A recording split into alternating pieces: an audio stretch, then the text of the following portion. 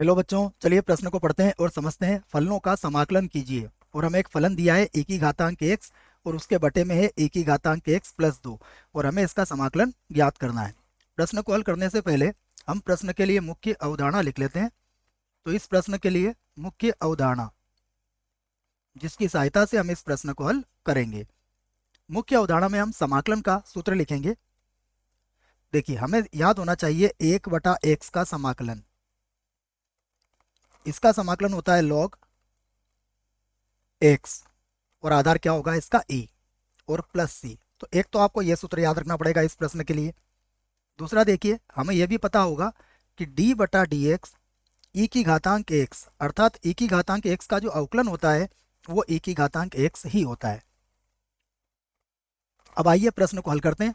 प्रश्न को मैं i के बराबर मानूंगा और फिर हम इसे हल करेंगे। तो माना हमारा जो प्रश्न है वो i के बराबर है। समाकलन के सहित मान लेंगे बच्चों इसको हम।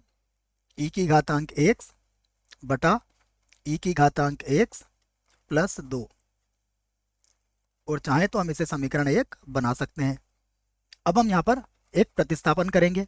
मैं लिख देता हूँ माना e की घातांक x प्लस 2, ये मैंने t के बराबर मान लिया। अब मैं इसका x के सापेक्ष अवकलन करूंगा। e की घातांक x का अवकलन e की घातांक x ही होगा। 2 का अवकलन 0 हो जाएगा और t का हो जाएगा dt बटा dx। अब आप dx को इधर लाइए तो ये हो जाएगा e की घातांक x गुणा dx और ये किसके बराबर हो जाएगा, dt के बराबर आपको मिल जाएगा। अब क्या करेंगे आप, यह मान समीकरण नंबर 1 में रख देंगे। हम समीकरण नंबर 1 में ये मान रख देते हैं। देखो,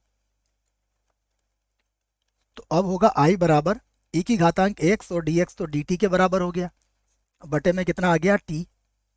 अब इसका सूत्र मैंने आपको लिखवा दिया। इसका समाकलन होता है log t के बराबर, आधार इसका e होगा, प्लस लगा दिया हमने c। तो i बराबर अब हमारा उत्तर हम दे सकते हैं। ये हो जाएगा log जिसका आधार e है और t का मान हमने क्या माना था, t का मान माना था हमने e की घातांक x प्लस 2 और प्लस c।